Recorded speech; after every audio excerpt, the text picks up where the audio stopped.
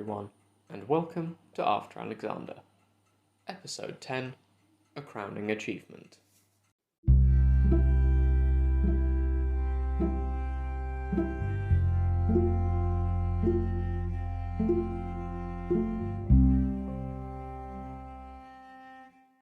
So, as I've been dangling over your heads like the sword of Damocles for the past few episodes, we are now finally going to get to the crowning of Seleucus. I've been arguing that this represented the final destruction of Alexander's empire, and perhaps with hindsight it does. However, as we're going to get to later on, I've recently come across a hypothesis within a Seleucid history book from 1902 which argues that this might not have been the case. I'm going to lay out both ways of looking at the subject, and you can make your own judgment.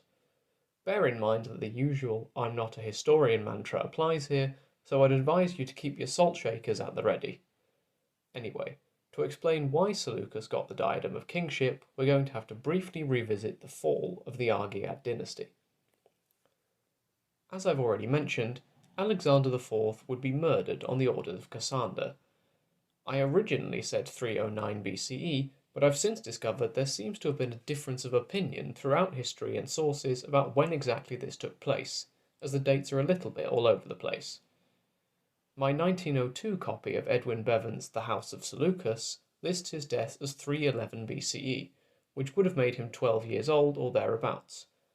By contrast, his Wikipedia article is of the opinion that it happened in 309 BCE, as I said originally, citing Hammond and Walbank's A History of Macedonia as their source for this date. The Encyclopaedia Britannica is still more hesitant about the date, listing 310/309 when they mention it within his father's profile. And finally, the ancient history website known as Livius, which usually lists or cites ancient sources such as Appian, but frustratingly doesn't in this case, gives him dates of life from 323 to 310 BCE. For the sake of time, and the fact that it's not immediately relevant to our story after this point, I'm going to provisionally put a date of 310 in place, as it falls within the middle of all of these estimates. However, just bear in mind there is a difference of opinion, and this is not based on anything other than it's the middle path. Anyway, whenever exactly it happened, Alexander IV's life was cut short on Cassander's orders. The same fate also befell Heracles, the supposed illegitimate son of Alexander the Great, by Barsine. He was sent west by Antigonus to try and stir up chaos in Cassander's realms. However, Cassander managed to coax the nominal regent Polyperchon onto his side, and Heracles was duly murdered on Polyperchon's orders. What you've got to consider now is that, with the male line Argeads gone, people might logically look for the most reasonable heir to the throne and thus to the empire. Out of the main successors we've been covering for the past few episodes, Antigonus, Seleucus, Ptolemy, Cassander and Lysimachus, only Cassander would really have had a familial claim to the throne, through his wife Thessalonica. This meant that there would have been a very real possibility that Cassander would make the ghost of Perdiccas proud and claim the whole empire through right of his wife. Antigonus, as you can well imagine, would have wanted to prevent this, so he took the logical step. The people of Athens had already given him the title of king before, back in 307. Accordingly, in 306, he assumed the royal diadem and the title of kingship. It was this assumption of the crown by Antigonus that prompted the other successors to declare themselves kings in turn in 305, including Seleucus. So, was this a shattering of Alexander's empire? As I found out recently, not necessarily. The 20th century historian Edwin Bevan argued that the people of the time would have viewed Macedon in the same way that people would come to see ancient Rome centuries later, essentially indivisible. The ideal was to have one king ruling over the whole domain, but, as we've already seen with Philip III and Alexander IV, this wasn't always the case. If you look at it in this light, you can see that people might have viewed this as several kings within one state still. These kings can thus be viewed as kings over Macedon who happen to have a specific base or centre of power, such as Egypt or the eastern provinces. From a practical point of view, however, it made sense for the other successors to take the kingship as well. Otherwise, Antigonus would have had a strong claim over the empire and their territories. He was king, after all, and they were not, which might have raised him higher than them. With hindsight, to us in modern times, it can also arguably be seen as confirmation of what was already happening.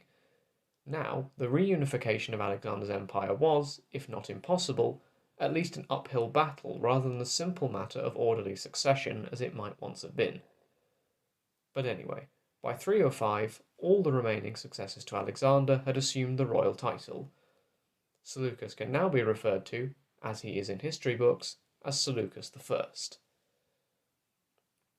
At this point, we've got to acknowledge the political reality that Antigonus, despite at the time posing a serious threat to Seleucus, withdrew in 309. Whatever else you can say about the two men, Seleucus and Antigonus were not exactly likely to see eye to eye at any time soon. So, what had caused him to turn away? The answer lies, as it has before, in Egypt. Ptolemy had been expanding his territories in the years after the Third War, adding Cyprus to his domains in 309, where his brother Menelaus was installed to defend it. A quick pause here. Although I don't think I've mentioned him at the time, we've come across Menelaus once before in episode 5. He was Seleucus's colleague during his time commanding Ptolemy's navy in the Third War of the Successors. However, Ptolemy didn't stop there. He expanded into the Aegean Sea in Greece, gaining a foothold on the island of Kos.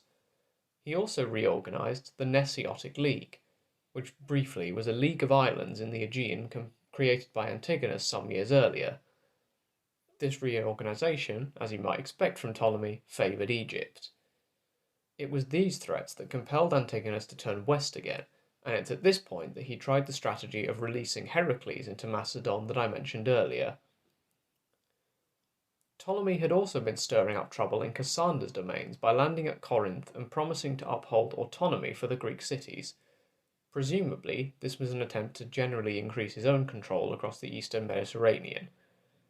However, this little experiment fell flat as the locals weren't convinced by him. By this time, in 308, Antigonus's army was in Syria once again, so Ptolemy retreated back to Egypt. The Fourth War would begin in 307 BCE, with Antigonus deciding to flex his military muscles in the Aegean. All of this is, of course, leading to the battle which in hindsight would be such a dramatic showdown, the Battle of Ipsus in 301. However, I'm going to tease you with that for a little bit longer, as we're not there yet. Instead, in part 2, I'm going to briefly discuss the political reality as it would have been during the outbreak of the Fourth War, as this is going to be immediately relevant to our story when the war does in fact break out. We'll also take a short moment to discuss the political landscape. Then, next episode, we'll watch the successors manoeuvre and battle their way inexorably towards the fields of Ipsus. So, coming up is part 2, after the interlude. See you then.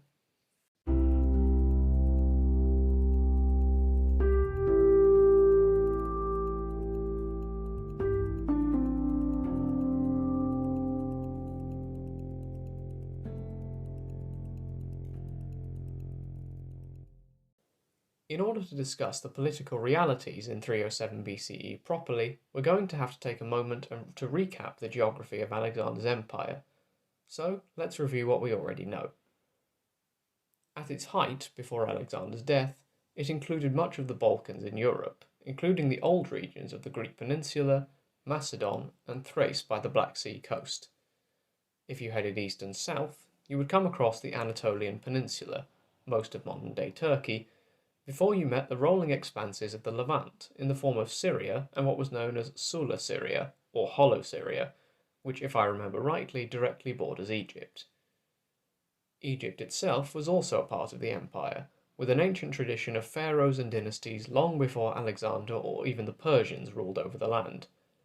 Even Alexander, the Great Conqueror, had respected this tradition and been crowned pharaoh, as had the Persian kings.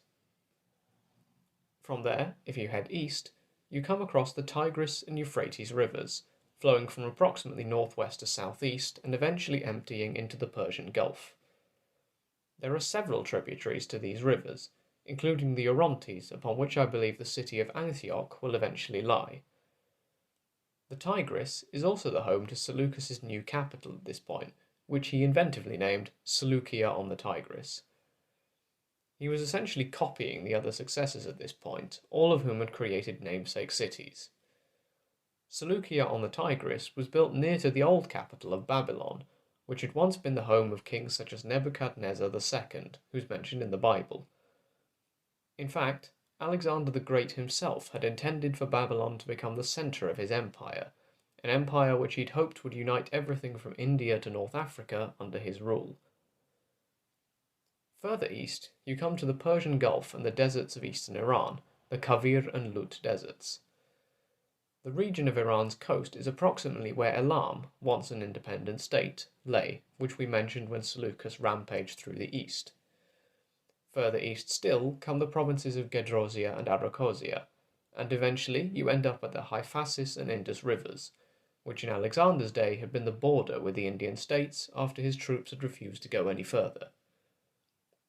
So that's the basic geography of the empire. Within the context of the successors, each of these regions was a base of their power. Ptolemy held sway over Egypt, with additional control over Cyprus by now, and with an eye towards keeping Egypt secure by holding dominion over Syria, which we mentioned a few episodes ago. Antigonus and Demetrius, the father-son duo, now controlled Syria, along with Anatolia and everything up to the Euphrates River in Mesopotamia. Over in Europe, Cassander ruled Macedon, approximately in the middle of modern-day Greece, while Lysimachus governed Thrace to his immediate east. The Greek city-states, so long used to their territorial independence, largely did their own thing, although they were organised into leagues which could be for one side or another, as we just saw with Ptolemy's interference in the Nesiotic League. All of this, in the West, was largely unchanged from the last war. However, the big shift had come from Seleucus. Antigonus had been mostly uninterested in the eastern provinces of Alexander's empire and had basically concentrated on the west. This neglect allowed Seleucus to fill the niche, and by this time he'd expanded his realm to encompass everything east of the Euphrates River. Admittedly, some of the easternmost provinces had been handed over to the Mauryan Empire, but Seleucus was now a force to be reckoned with, rather than just the satrap of Babylon. This change in political power essentially pulled the rug out from under Antigonus to some extent. Where once he had only had to deal with the three territorially separated domains of the West, now a massive state had arisen in his rear, which controlled most of the lands he'd once nominally controlled but had been largely uninterested in, back when he was basically regent of the empire. Antigonus had proved unable to firmly expand his own provinces at the expense of the other three powers in the West. To be sure, he was dangerous, but he hadn't been able to decisively push against or defeat one or the other. He had expanded into Syria and taken over Cyprus, but by 308 Ptolemy was back on the island again. He had established a cautious hegemony over Greece in the form of the Nesiotic League, but that was about it. It was this rise of Seleucus that would have threatened him. If he'd been unable, after all, to expand with three hostile powers, he would have to fight to hold even what he had with a fourth one appearing in his rear. So, the stage is set for the Fourth War of the Successors. 5 kings now hold sway over the remnants of Alexander's empire, with the Argead royals gone for good. Next time, we'll get to the lead-up to Ipsus and set the stage for the showdown. In the meantime, thank you all for listening, and feel free to get in touch with the show at afteralexpod@gmail.com, whether that's with any questions or comments. Until next time, have a great week, everyone.